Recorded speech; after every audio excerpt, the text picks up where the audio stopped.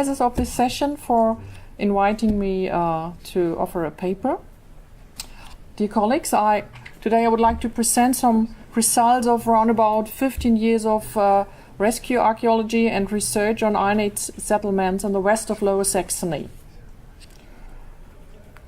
Lower Saxony, for those of you who are not so familiar with the geography of Germany, is in the northwest of Germany, and cultural heritage management is a responsibility of the federal states. There's no such thing as a national heritage institution in Germany.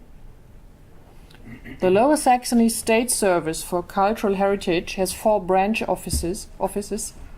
My team and I, situated in Oldenburg, are responsible for the archaeology in the west of Lower Saxony, from Bremen to the Dutch border and from the North Sea to the border of Westphalia.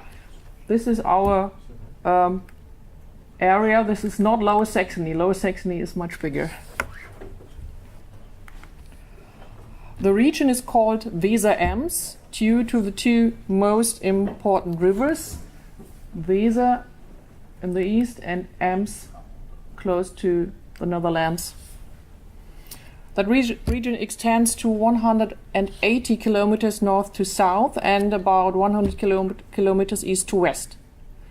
It is mainly characterized by 3 kinds of landscape: the fertile but always endangered North Sea marshes, the slightly higher sandy ridges south to that, formed during the last glacial period. This landscape is called Geest in German. That means wild, deserted, unpleasant, because of its very limited fertility. And the third kind of landscape are the extended peat bogs, growing since the Atlantic period and cultivated only since early modern times. As do the landscapes, the archaeology of the region shows a striking resemblance to the neighboring Dutch provinces of Groningen, Drenthe and Overijssel, with megalithic tombs, Bronze Age urnfields, as we have seen before, Iron Age settlements and dwelling mounds, or Terpen in Dutch, Wurten in German. About 15 years ago, if you wanted to investigate Iron Age settlements in Weser-Ems, probably only a few but prominent sites would have come to your mind and could easily be found in literature.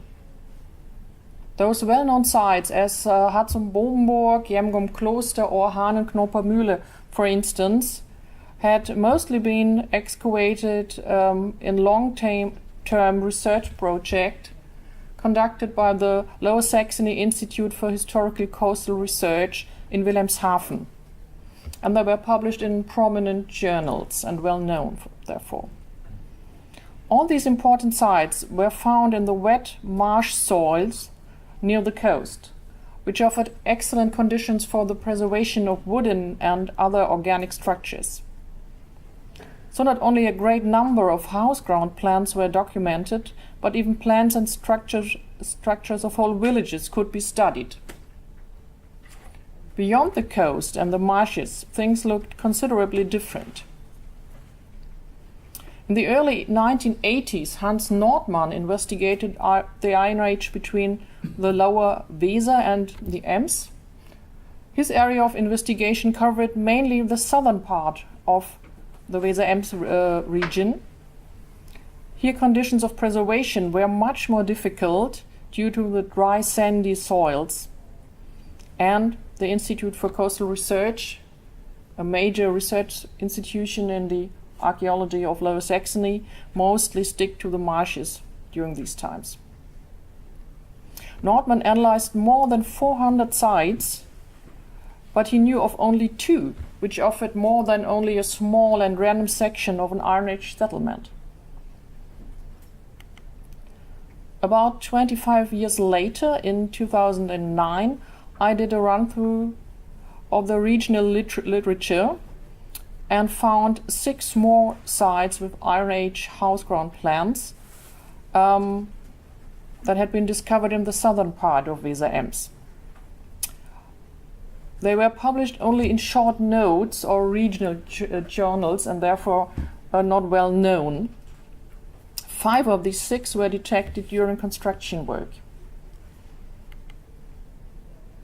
About the millennium change, the methods and the principles of heritage management in Lower Saxony started to change enormously. Until the 1990s, most excavations covered only several hundred square meters or less. Today, rescue excavations in Weser Ems measure up to 12 or 15 hectare. We have one case of even 300 hectare that is excavated since 12 years and will probably be excavated until I retire. If an area is designed for construction and it is likely to contain an archaeological site, systematic surveys are carried out, normally several months up to 1 year before the planned start of site development. The principle of causation, or developer has to pay for excavation, was adopted since 2000 or 2005. So today, clearly more than 95% of all excavations are developer-led. All this led to an enormous rise in the number of excavations, to the establishment of commercial archaeology, and to an impressive increase in the number of Iron Age settlements and Iron Age houseground plants. Today we know of at least 31 Iron Age settlements where at least 62 houseground plants have been documented.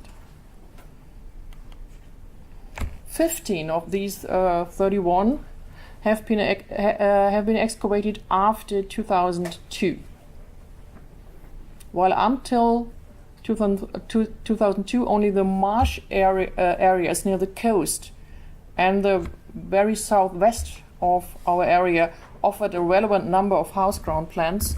Now the distribution is much more balanced. Several gaps could be filled, while others, like in the central area,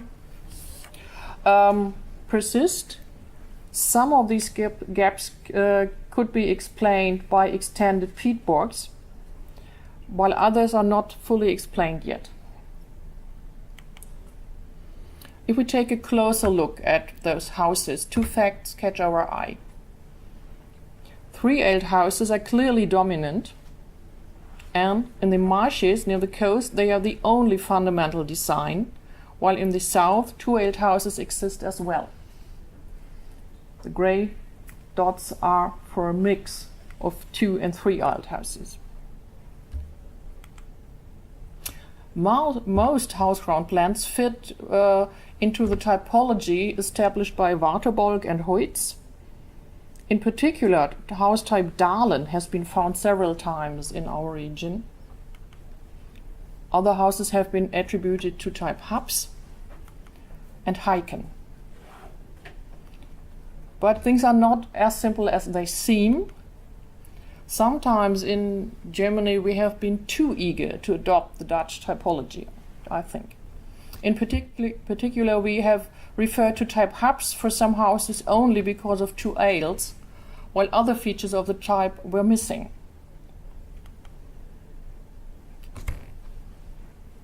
The more we excavate, the more things get complicated. There are some specific features of Iron Age houses in Weser Ems as well. To name only 2, 2 old houses are sometimes divided by partitions, offering 2 or even 3 separate chambers in one half of the house. And house types described for the Bronze Age in the Netherlands seem to have been in use even in Iron Age in our region. This example is from Kloppenburg, that is very much to the east of Weser Ems, where we have excavated a house type Borcher A on the side with clearly Iron Age ceramics. Borcher A is said to be Bronze Age. In Norton, that is close to the Dutch border, we excavated one house of type Emmerhout, which is seen as mid to late Bronze Age, and one of type Haps in 2014. Again, the ceramics clearly indicated Iron Age for the whole site. But last year, when we received 2 radiocarbon datings, we were quite surprised, as the Emmerhout house is considerably older than the Haps. So maybe it's not just a question of house types, but we need to reconsider our ceramic chronology as well. Things are connected. So to draw a conclusion, about 15 years of large-scale developer-led excavations have provided us with several dozens of new house ground plans of the Iron Age in Weser Ems. We now have a basis to work on a house typology of our own, to discuss chronology again and distribution, to compare with the neighboring regions, to consider different kinds of settlement, and to do further research. Thank you.